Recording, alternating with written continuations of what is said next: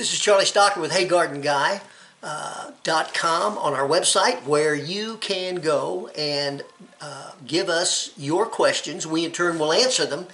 And on that same website, up in the right-hand corner, you can punch Facebook or YouTube, but Facebook is the one I'm talking about. And I say that because you can go to Facebook and see all of the videos that we have done regarding a lot of aspects of landscaping and gardening. And I say that because today, which is February the 14th, Happy Valentine's Day, this marks our 1-year anniversary for us doing these videos. And we've gotten had a lot of fun doing them, and we will continue doing them.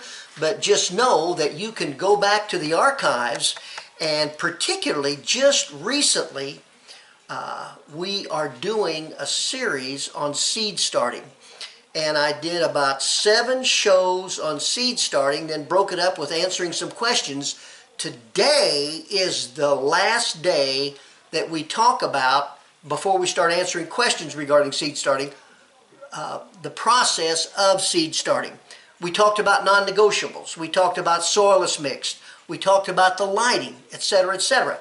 Then we talked about hardening off. That was the last show, where the importance of why you harden off all of your seeds that have turned into the vegetables that you're looking for, and how much better those plants are going to be as a result of you hardening them off. Now, the last thing, and we haven't discussed this, and I want to be perfectly clear with this, is when you have taken your seeds, be it an egg carton, be it egg shells, be it plastic cell packs, out of the window, taken the heat mat off, and you've put them down in the garage, and you've got your lighting all situated, and then you start thinking about hardening them off.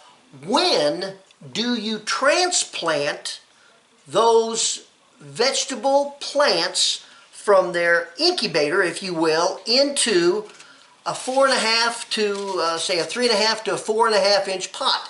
And they can be plastic, they can be anything that your mind can conceive.